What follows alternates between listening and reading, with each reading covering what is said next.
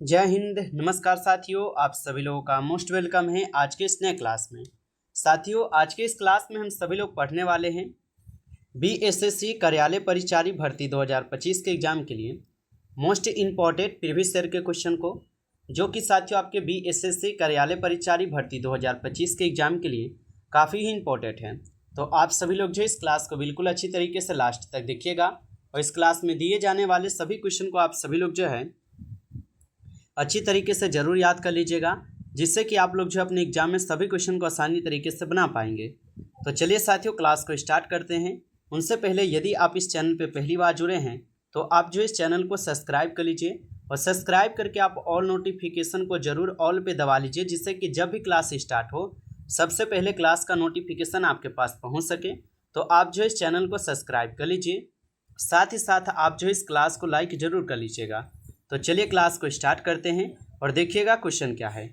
Question है कि बिहार विधानसभा के वर्तमान अध्यक्ष कौन हैं। साथियों, सभी क्वेश्चन बिल्कुल इंपॉर्टेंट और सिलेक्टेड क्वेश्चन लिए गए हैं, जिससे कि आपके पेपर में ये सभी प्रश्न 100% छपेंगे। तो अच्छे से आप इनको याद कर लीजिएगा। बताइए कि बिहार विधानसभा के वर्तमान अध्यक्ष कौन हैं। इस क्वेश्चन का आपका सही जवाब जो है ऑप्शन यहाँ पे आपका बी हो जाएंगे, नंद किशोर यादव। ऑप्शन यहाँ पे आप बी लगाए हैं तो आपका सही जवाब है। अगला प्रश्न है आपका, बिहार में तेल शोधक कारखाना जो है कहाँ है। बताएंगे साथियों कि बिहार में तेल शोधक कारखाना कहाँ पर हो जाएंगे। तो बिहार में तेल शोधक कारखाना हो जाएंगे बरौनी में। ऑप्शन सी आपका सही जवाब है, बरौनी याद रखिएगा। अगला प्रश्न है, दुधवा राष्ट्रीय उद्यान कहाँ स्थित है। बताएंगे साथियों कि दुधवा राष्ट्रीय उद्यान कहाँ पर स्थित है। तो दुधवा राष्ट्रीय उद्यान हो जाएंगे उत्तर प्रदेश में। ऑप्शन यहाँ पे आपका 20 सही जवाब है, उत्तर प्रदेश में, याद रखिएगा इनको। अगला प्रश्न है आपका, फुर्तीला का यहाँ पे सही वर्तनी क्या है। तो फुर्तीला का जो है यहाँ पे आपका सही वर्तनी क्या होगा। तो फुर्तीला का सही वर्तनी ऑप्शन यहाँ पे आपका सी हो जाएगा, फुर्तीला हो जाएगा। ऑप्शन सी आपका सही जवाब है, याद रखिएगा। चलिए अगला प्रश्न देखिएगा आप सभी लोग। क्वेश्चन है कि जो अच्छा बोलता है उसके लिए एक शब्द क्या है। बताएंगे साथियों, काफ़ी इंपॉर्टेंट क्वेश्चन है और ये सभी क्वेश्चन बिल्कुल वीवीआई और सिलेक्टेड क्वेश्चन है, जिससे कि आपके पेपर में 100% ये क्वेश्चन देखने को मिलेंगे। अच्छे से याद कर लीजिए। क्वेश्चन है, जो अच्छा बोलता है उसके लिए एक शब्द क्या होगा। तो सुवक्ता हो जाएगा। ऑप्शन सी इस क्वेश्चन का सही जवाब है, सुवक्ता। अगला प्रश्न है, वर्मी कंपोस्ट क्या होता है। बताएंगे आप सभी लोग कि वर्मी कंपोस्ट जो है ये क्या होता है। तो वर्मी कंपोस्ट जो है ये जैविक उर्वरक होते हैं। ऑप्शन यहाँ पे आपका 20 सही जवाब है, जैविक उर्वरक होते हैं वर्मी कंपोस्ट। आगे क्वेश्चन है आपका यहाँ पे कि वनस्पति विज्ञान पौधे से संबंधित है, तो कीट विज्ञान जो है ना किससे संबंधित है। तो वनस्पति विज्ञान यदि पौधों से संबंधित है तो कीट विज्ञान किससे संबंधित है। तो कीट विज्ञान हो जाएंगे आपके कीड़े से। ऑप्शन ए आपका सही जवाब है, कीड़ा से हो जाएंगे, याद रखिएगा इनको। अगला प्रश्न है, ऑप्टिकल फाइबर के आविष्कारक कौन हैं। तो ऑप्टिकल फाइबर के जो आविष्कारक हैं ये आपके कौन हो जाएंगे। तो ऑप्टिकल फाइबर के आविष्कारक है नरेंद्र सिंह कंपन हो जाएंगे। ऑप्शन यहाँ पे आपका 20 सही जवाब है, याद रखिएगा इनको। अगला प्रश्न है, 1 ग्राम यूरेनियम कितने उच्च ग्रेड कोयले के बराबर ऊर्जा उत्पन्न करता है। तो 1 ग्राम यूरेनियम कितने उच्च ग्रेड कोयले के बराबर ऊर्जा उत्पन्न करता है। तो ये 4.5 टन के बराबर करते हैं। ऑप्शन सी आपका सही जवाब हो जाएंगे, 4.5 टन के बराबर।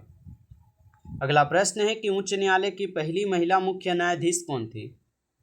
बताइए कि उच्च न्यायालय की पहली महिला मुख्य न्यायाधीश कौन थी। तो इस क्वेश्चन का सही जवाब बी हो जाएंगे, लीला सेठ। ऑप्शन यहाँ पे आपका सही जवाब है, लीला सेठ, याद रखेंगे। अगला प्रश्न है, रामविलास शर्मा को किस रचना के लिए साहित्य अकादमी पुरस्कार मिला था। तो रामविलास शर्मा को किस रचना के लिए साहित्य अकादमी पुरस्कार मिला था। तो इनको मिले थे निराला की साहित्य साधना पे। ऑप्शन ए आपका सही जवाब है, निराला की साहित्य साधना पे मिले थे। अगला प्रश्न है, जीव कोशिका के खोजकर्ता कौन है।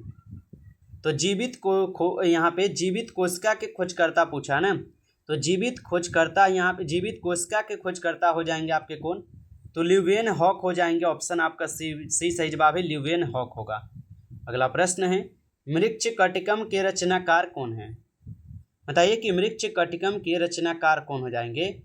तो साथियों, मृच्छकटिकम के रचनाकार है आपके शूद्रक। ऑप्शन आपका बी जो है इस क्वेश्चन का सही जवाब है, शूद्रक होगा। अगला प्रश्न है कि निम्नलिखित में से कौन सी खारे पानी की एक झील है। बताइए कि निम्नलिखित में से कौन सी खारे पानी की एक झील हो जाएंगे। तो खारे पानी की झील आपके कौन है, पैगोस त्योसो हो जाएंगे। ऑप्शन यहाँ पे आपका डी सही जवाब है इस क्वेश्चन का, याद रखिएगा। अगला प्रश्न है कि जजिया कर किसने लागू किया था। साथियों अभी तक आप जो इस क्लास को लाइक नहीं किए हैं तो क्लास को आप जरूर लाइक कर लीजिए, और चैनल पे पहली बार जुड़े हैं तो आप चैनल को भी सब्सक्राइब करके और ऑल नोटिफिकेशन को आप दबा लीजिए, ताकि क्लास स्टार्ट हो तो सबसे पहले नोटिफिकेशन आपके पास पहुंच सके। तो आप चैनल पे पहली बार जुड़े हैं तो आप सब्सक्राइब कर लीजिए। अगर आपको पीडीएफ चाहिए रिवीजन के लिए तो कमेंट में जरूर बताइएगा। बताइए कि जजिया कर किसने लागू किया था। तो जजिया कर को लागू किए थे मोहम्मद बिन कासिम ने। ऑप्शन सी यहाँ पे आपका सही जवाब है, याद रखिएगा। अगला प्रश्न है 22 जनवरी 1905 को कौन सी घटना हुई थी। तो 22 जनवरी 1905 को आपको पता है कौन सी घटना हुई थी, खूनी रविवार। ऑप्शन आपका सी सही जवाब है, खूनी रविवार हुआ है, याद रखेंगे। अगला प्रश्न है बिहार का सिल्क सिटी किसे कहा जाता है। तो बिहार का सिल्क सिटी किसे कहते हैं। तो बिहार का सिल्क सिटी भागलपुर को बोला जाता है। ऑप्शन सी आपका सही जवाब है, भागलपुर। अगला प्रश्न है साथियों गौतम बुद्ध को ज्ञान की प्राप्ति कहाँ हुई थी। बताइए गौतम बुद्ध को ज्ञान की प्राप्ति कहाँ पर हुई थी। तो गौतम बुद्ध जी को ज्ञान की प्राप्ति बोध गया में हुआ था। ऑप्शन यहाँ पे आपका जो है डी इस क्वेश्चन का सही जवाब है, याद रखेंगे। अगला प्रश्न है गुरु नानक का जन्म जो है ना कहाँ हुआ था।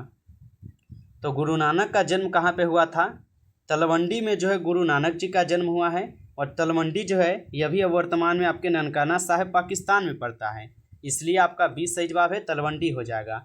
आगे प्रश्न है अनुपम मिश्र का जन्म कब और कहाँ हुआ था। तो अनुपम मिश्र का जन्म जो है कब और कहाँ पर हुआ था।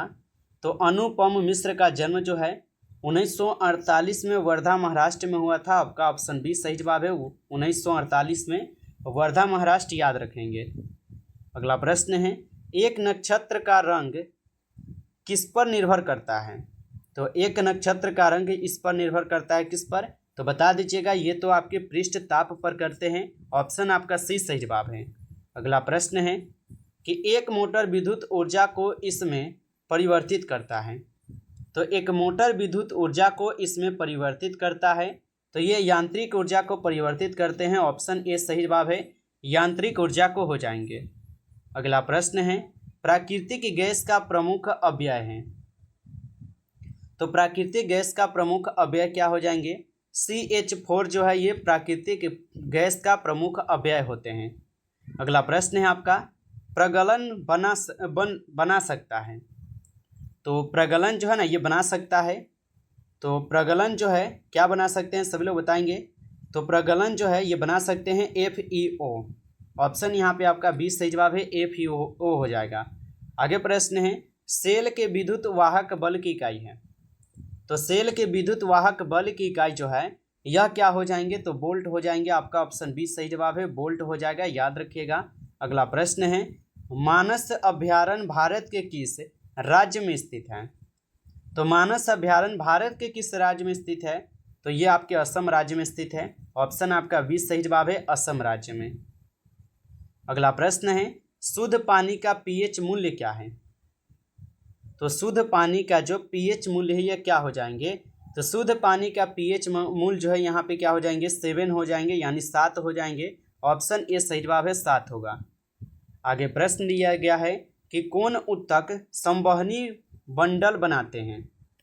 तो कौन से उत्तक संवहनी बंडल बनाते हैं, तो साथियों ये हो जाएंगे जाइलम एवं फ्लोएम। ऑप्शन आपका डी सही जवाब है, याद रखिएगा। अगला प्रश्न है कोशिका का नियंत्रण केंद्र होता है। तो कोशिका का नियंत्रण केंद्र होता है, तो कोशिका का नियंत्रण केंद्र जो है ये आपके नाभिक में होते हैं। ऑप्शन आपका डी सही जवाब है, नाभिक में होगा। अगला प्रश्न देखिएगा, क्वेश्चन है निम्नलिखित में से कौन सा राज्य लौह अयस्क का प्रमुख उत्पादक है।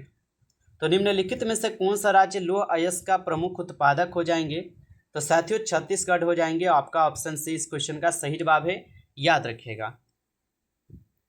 नमस्कार साथियों, इस क्लास में कुल आपके 60 तक क्वेश्चन थे, जो कि काफ़ी इंपॉर्टेंट और सिलेक्टेड क्वेश्चन थे ये सभी क्वेश्चन। यदि आपको ये क्लास अच्छा लगा है तो आप इस क्लास को जो है लाइक कर लीजिएगा। और चैनल पे पहली बार यदि आप जुड़े हैं तो आप इस चैनल को भी सब्सक्राइब करके आप ऑल नोटिफिकेशन को जरूर ऑल पे दबा लीजिए, ताकि जब भी क्लास स्टार्ट हो सबसे पहले क्लास का नोटिफिकेशन आपके पास पहुंच सके। तो आप जो इस चैनल को सब्सक्राइब कर लीजिएगा। चलिए फिर मिलते हैं आपसे एक नई टॉपिक के साथ नेक्स्ट क्लास में। तब तक के लिए जय हिंद, जय भारत।